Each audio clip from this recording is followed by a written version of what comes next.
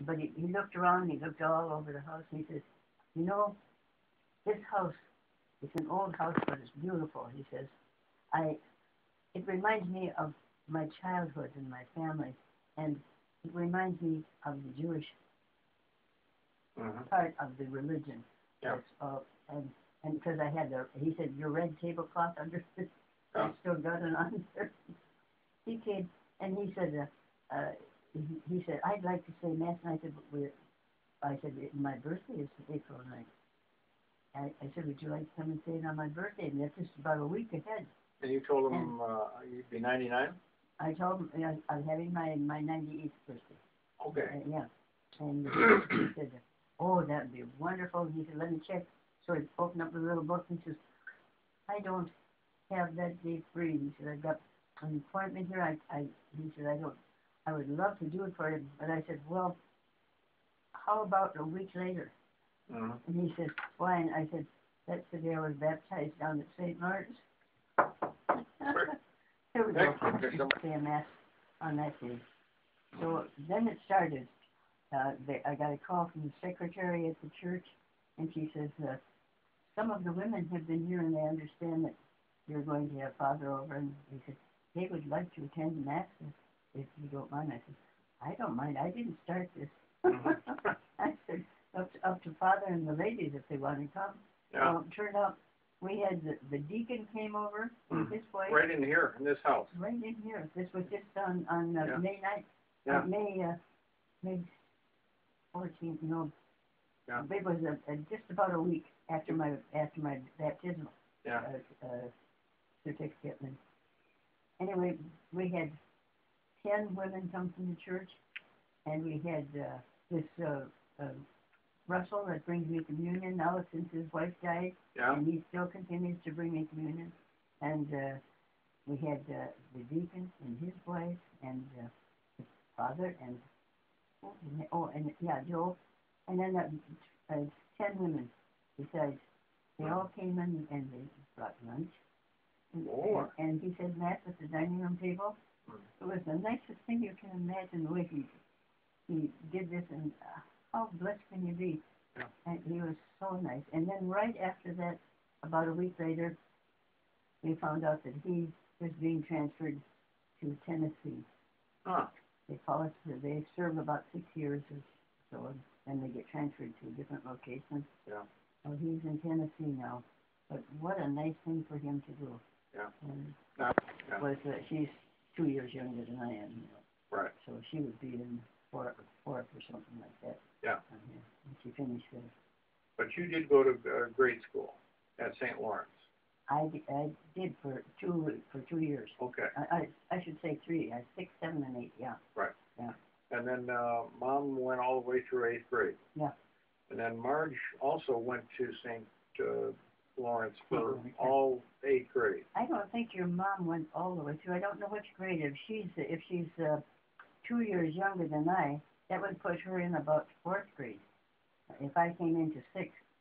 Okay, but what I mean is you went all the way through St. Lawrence, through 8th grade, and then on to high school. I went from 8th grade through. I only went 3 years down here. Okay. And your mom went from 4th grade or 6th grade to 8th, and she graduated down here. And Marge took the whole 8th down here. Okay, that's what I got. Okay.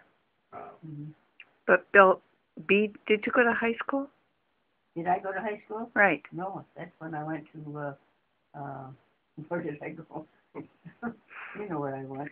But I call it a vocational school now. That's what it is called. Okay, yeah. Okay. But you would have liked to have gone to high school.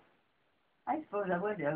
I could have gone over to John Marshall, Yeah. Ben was into 7th grade at John Marshall. Yeah. Now, Marge went to Marshall High School also. Marge, no, she didn't. She didn't go. She went to one of the Catholic schools. What is it? St. Margaret's, or no, not.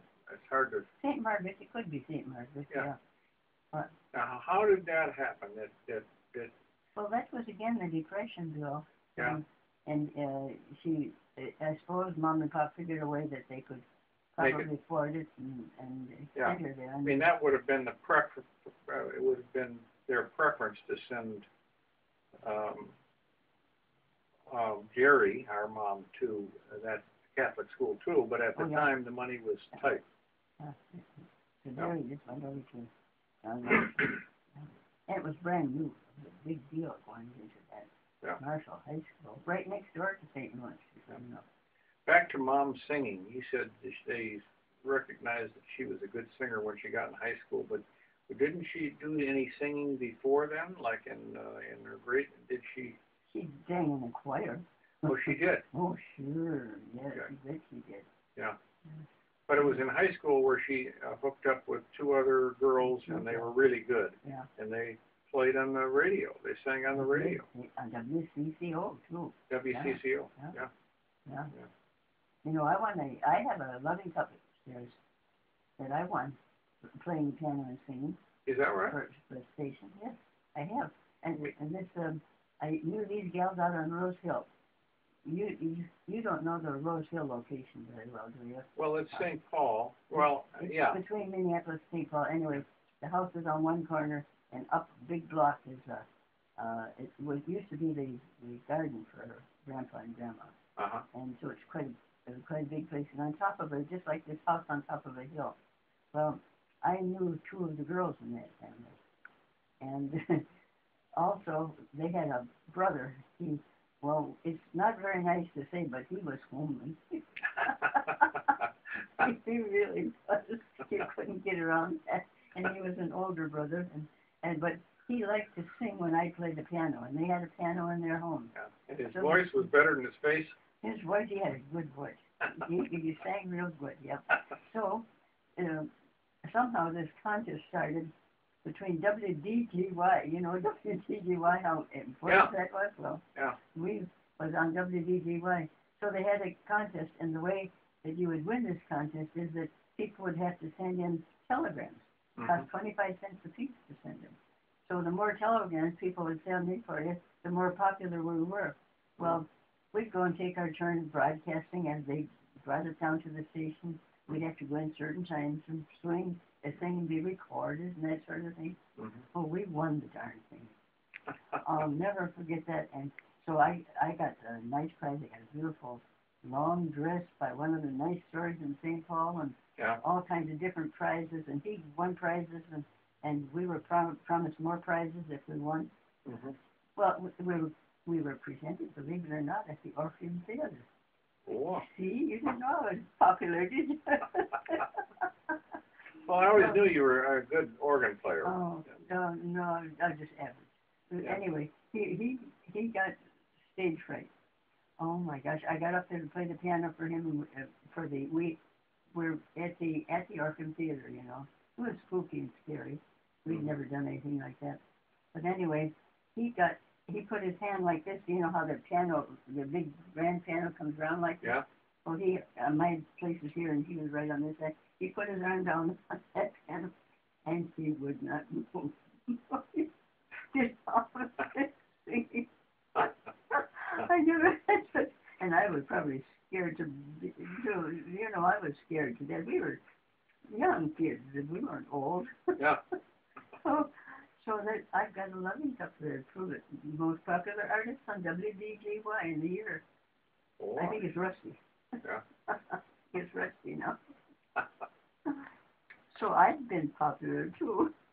Well, you're very popular. You get more popular every year. Oh, gosh, I don't know how.